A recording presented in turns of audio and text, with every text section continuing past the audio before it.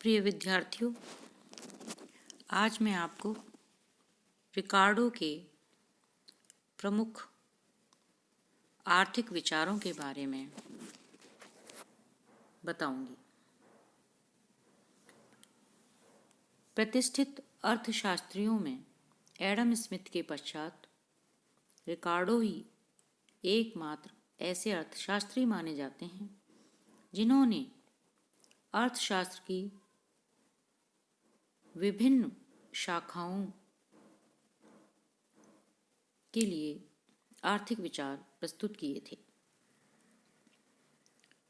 रिकार्डो के अधिकांश आर्थिक विचार उनकी एकमात्र पुस्तक प्रिंसिपल्स ऑफ पॉलिटिकल इकोनॉमी में मिलते हैं। रिकार्डो के प्रमुख आर्थिक विचारों को आर्थिक सिद्धांत के रूप में मान्यता दी गई है। इनमें पहला है करारोपण संबंधी विचार। रिकार्डो करारोपण को राष्ट्रीय आय का प्रमुख स्रोत मानते थे, क्योंकि इसके द्वारा प्राप्त धनराशि से ही नागरिकों के लिए कल्याणकारी कार्य किए जा सकते हैं। रिकार्डो के अनुसार सरकार को कर सावधानी पूर्वक लगाना चाहिए। यदि कर पूंजी की मात्रा पर बुरा प्रभाव डालते हैं तो ऐसे कर उचित नहीं कहे जा सकते हैं। अर्थात करारोपण की प्रक्रिया ऐसी होनी चाहिए जिसका प्रभाव पूंजी निर्माण पर नहीं पड़ना चाहिए। दूसरा, भूमि स्वामी वर्ग पर कर लगाना चाहिए क्योंकि उन्हें लगान मिलता है। तीसरा, करारोपण इस प्रकार का होना चाहिए कि उसे मजदूरी में से नहीं चुकाना पड़े, बल्कि लाभ पर कर लगाना चाहिए।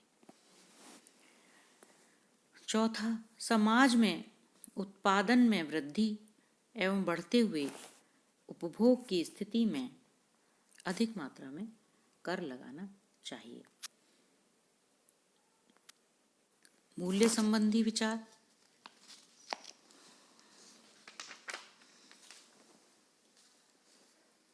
रिकार्डो के मूल्य संबंधी विचार एडम स्मिथ से प्रभावित माने जा सकते हैं, क्योंकि रिकार्डो ने एडम स्मिथ के समान ही किसी वस्तु के मूल्य को दो भागों में विभाजित किया था, एक उपभोग मूल्य तथा दूसरा विनिमय मूल्य। इन दोनों मूल्यों के आधार पर किसी वस्तु के मूल्य का निर्धारण किया जा सकता है। रिकार्डो के अनुसार वस्तु के मूल्य संबंधी विचार इस प्रकार हैं। पहला, किसी वस्तु के विनिमय मूल्य को ज्ञात किया जा सकता है, परंतु उपभोग मूल्य को ज्ञात नहीं किया जा सकता है। दूसरा, किसी वस्तु का विनिमय मूल्य उसके निर्माण में लगी श्रम की मात्रा पर निर्भर करता है। अर्थात वस्तु के निर्माण में जितने घंटे का श्रम लगता है, उस श्रम को दी जाने वाली मौद्रिक मजदूरी के आधार पर वस्तु का विनिमय मूल्य ज्ञात किया जा सकता है। तीसरा, किसी वस्तु का मूल्य निर्धारित करते समय उसकी दुर्लभता, उसमें लगने वाला श्रम, ये दोनों ही महत्वपूर्ण कारक होते हैं। लेकिन विनिमय मूल्य तय करते समय लगने वाली श्रम की मात्रा अधिक महत्वपूर्ण होती है। नेक्स्ट, किसी भी वस्तु के मूल्य निर्धारण की प्रक्रिया पर लगान का कोई प्रभाव नहीं पड़ता है, क्योंकि वस्तु का मूल्य लगान को निर्धारित करता है, लेकिन लगान वस्तु के मूल्य को निर्धारित नहीं करता है। पांचवा, वस्तु का सामान्य मूल्य तथा बाजार मूल्य एक दूसरे के बराबर होने चाहिए। यदि ऐसा नहीं होता है तो पूंजीपति तथा उत्पादक वर्ग को हानि होने लगती है।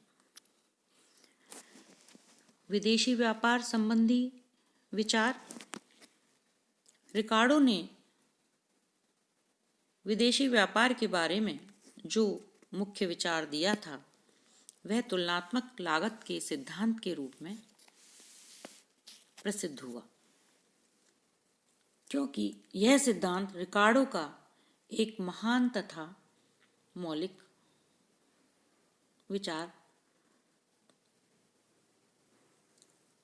माना जाता है, जो आज तक महत्वपूर्ण है।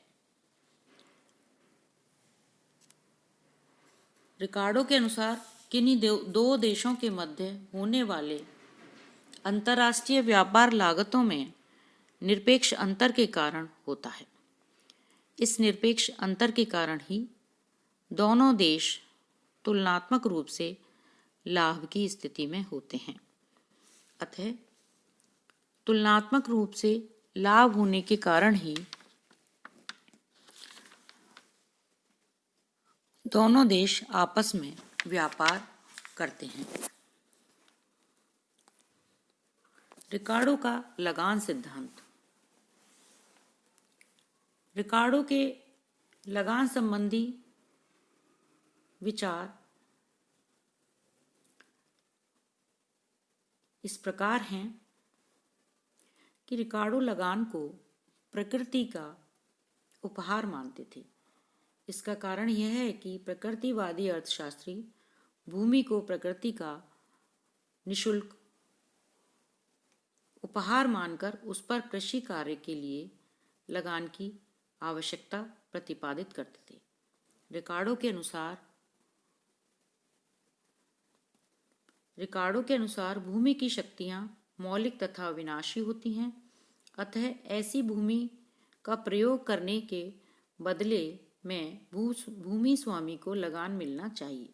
अर्थात लगान वह प्रतिफल है जो भूमि की मौलिक तथा अविनाशी शक्तियों के उपयोग के बदले में दिया जाता है। रिकार्डो के लगान संबंधी विचार एडम स्मिथ के लगान संबंधी विचारों में सुधार माने जाते हैं। रिकार्डो ने लगान को एक भुगतान तथा आधिक्य मानकर अपने विचार प्रस्तुत किए थे, जबकि एडम स्मिथ लगान को एक भुगतान मानते थे। इस प्रकार रिकार्डो ने एडम स्मिथ के लगान संबंधी विचारों में सुधार करके एक नया विचार प्रस्तुत किया था, जिसे लगान का सिद्धांत भी कहा जाता है। मजदूरी का सिद्धांत। रिकार्डो द्वारा प्रस्तुत मजदूरी का सिद्धांत जीवन निर्वाह व्यय के सिद्धांत के रूप में भी जाना जाता है। इस नियम को एक शक्तिशाली लौह नियम के रूप में रिकार्डो ने प्रतिपादित किया था। Iron theory of wages. Ricardo के अनुसार श्रमिक को दी जाने वाली मजदूरी दो प्रकार की होती है, मजदूरी का प्राकृतिक मूल्य, दूसरा मजदूरी का बाजार मूल्य। प्राकृतिक मजदूरी वह मजदूरी होती है जो श्रमिक के परिवार के जीवन निर्वाह व्यय के लिए जरूरी होती है। रिकार्डो के अनुसार जीवन निर्वाह मजदूरी जनसंख्या की मात्रा पर निर्भर करती है। यदि जनसंख्या अधिक है तो प्राकृतिक मजदूरी की मात्रा कम हो जाएगी, जबकि रिकार्डो के अनुसार श्रम का बाजार मूल्य वह मूल्य होता है जो उसे वास्तविक रूप से दिया जाता है, और श्रम का बाजार मूल्य बाजार की मांग एवं पूर्ति की स्वाभाविक शक्तियों के द्वारा निर्धारित किया जाता है। इस प्रकार ये रिकार्डो के महत्वपूर्ण सिद्धांत हैं। थैंक यू, धन्यवाद।